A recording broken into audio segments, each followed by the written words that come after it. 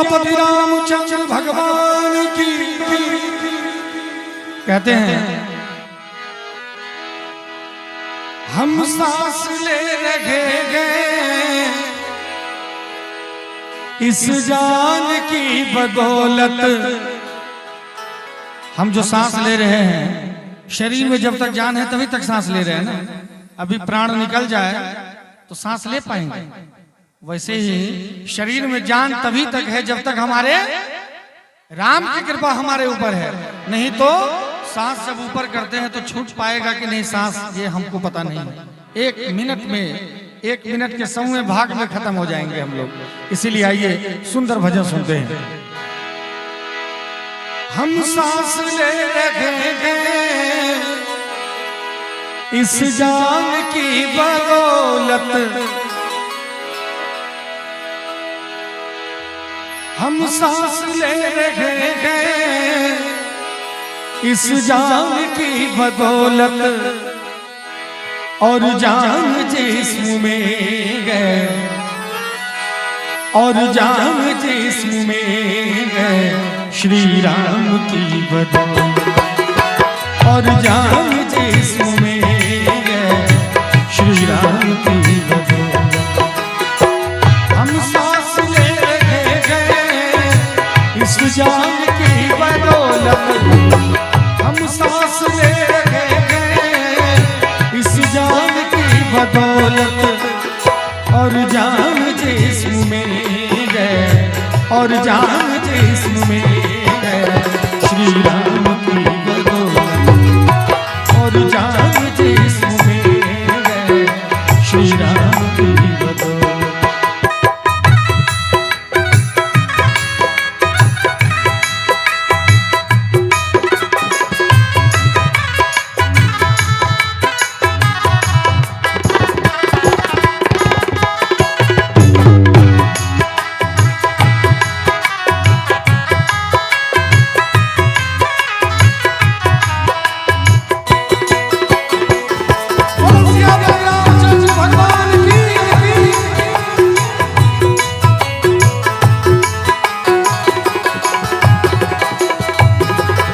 कुछ पुण्य हो रहा है जो सूरज निकल रहा है।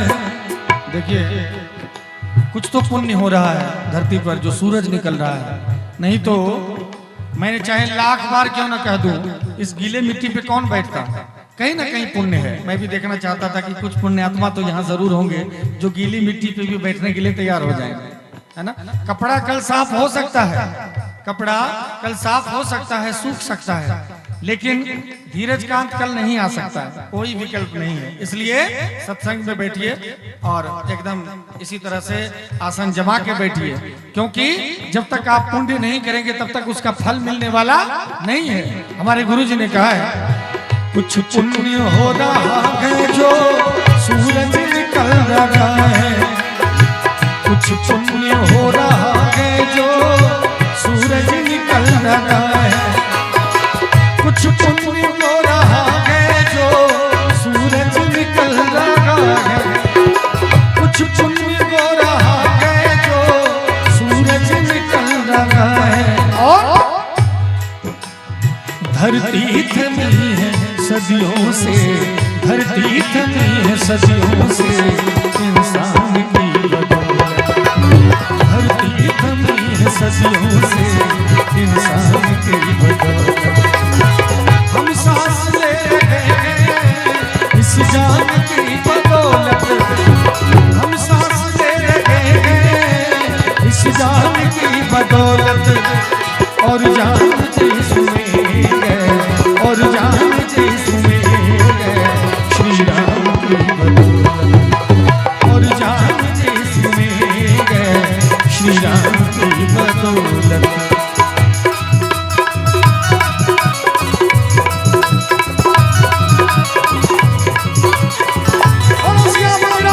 भगवान की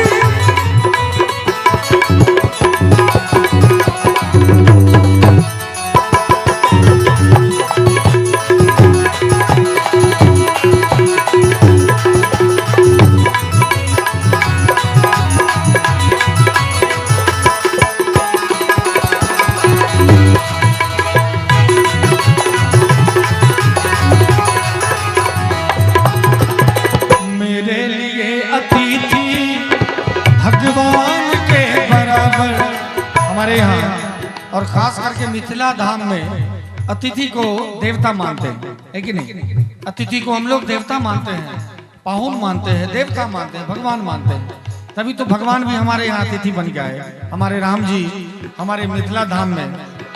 अब जरा सोचिए, वो चक्रवर्ती सम्राट थे, पूरे ब्रह्मांड नायक हमारे राम जी थे, हैं और रहेंगे, लेकिन उनको हमारे मिथिला की बेटी ही पसंद आई, हमारे मिथिला की बहन ही पसंद आई। क्या मर्यादा थी उस समय, और अभी भी मिथिला की मर्यादा जो है पूरे विश्व में विख्यात है, क्योंकि यहाँ सबसे प्रमुख है जब अतिथि आते हैं इतना तरह का भोजन मिलता है, चाहे पेट खराब हो जाए, पाहुन का तो हो जाए, भोजन करना ही पड़ेगा। ये अतिथि सत्कार यहाँ पर है। मेरे लिए अतिथि भगवान के बराबर, मेरे लिए अतिथि भगवान के बराबर, मेरे लिए अतिथि भगवान के बराबर, मेरे लिए अतिथि भगवान के बराबर। सर करते गए न्योछावर, सर करते गए न्योछावर, मेहमान की बदौलत, सर करते गए न्योछावर, मेहमान की बदौलत। हम सांस ले रहे इस गान की बदौलत।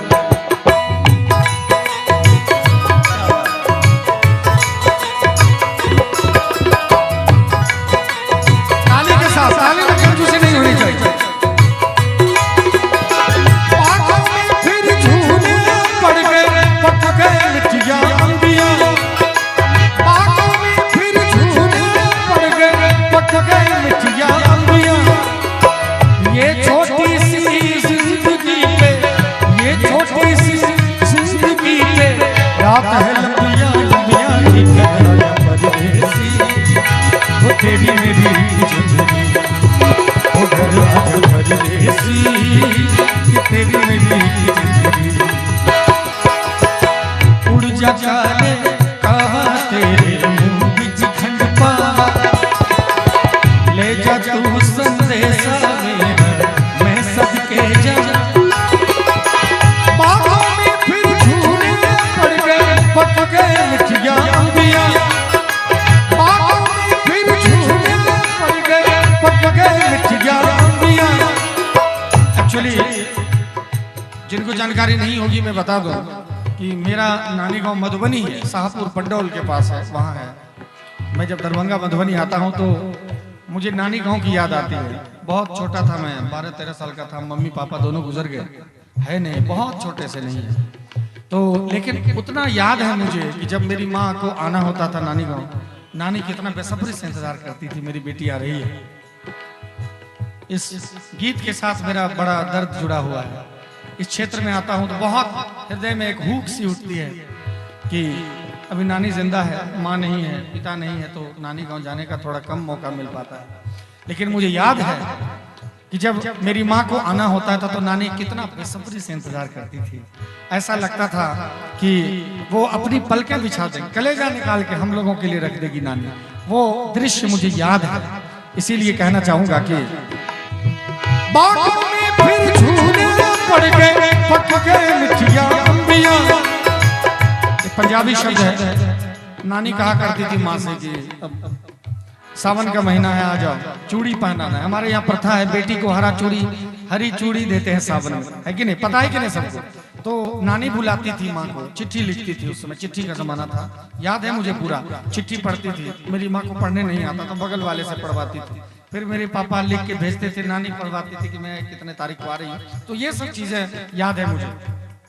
तो ये जो शब्द है पंजाबी है, लेकिन बड़ा दर्द है शब्दों में कि बागों में फिर झूले पड़ गए, और फिर झूले के बाद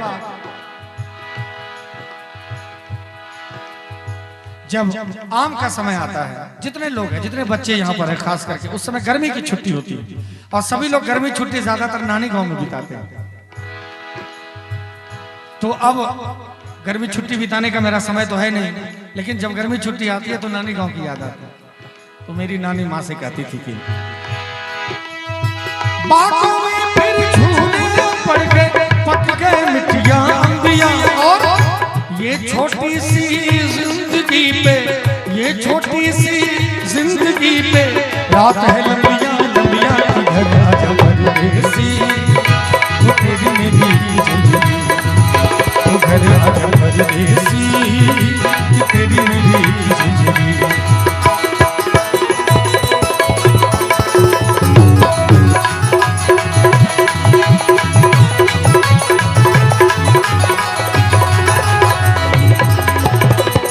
गर्व हो रहा है विज्ञान की बदौलत। आज विज्ञान ने इतनी तरक्की कर ली कि हम लोग चांद पे मंगल पे पहुंच गए। गौरव का विषय है। हमारे गुरुजी फणिभूषण जी महाराज कहते हैं ये गौरव का विषय है, लेकिन जरा गौर करने का भी विषय है। बहुत सारे लोग कहते हैं हम चांद पे पहुंच गए, चंदा मामा वाली बात गलत हो गई। सूरज पे पहुंच गए, सूरज वाली बात गलत हो गई।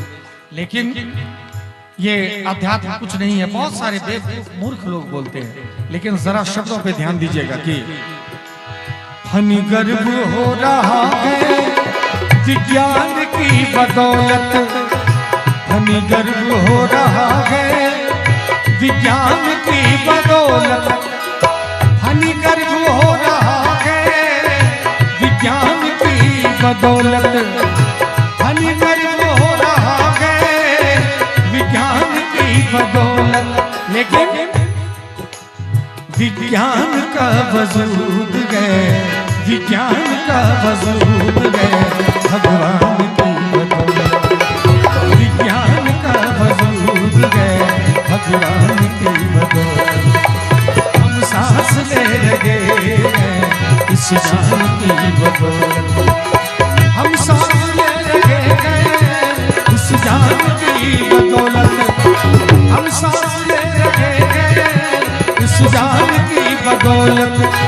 और जान जिसमें है, और जान जिसमें है श्री राम की बदौलत, और जान जिसमें है श्री राम की बदौलत, मेरे राम की बदौलत, मेरे राम की बदौलत, भगवान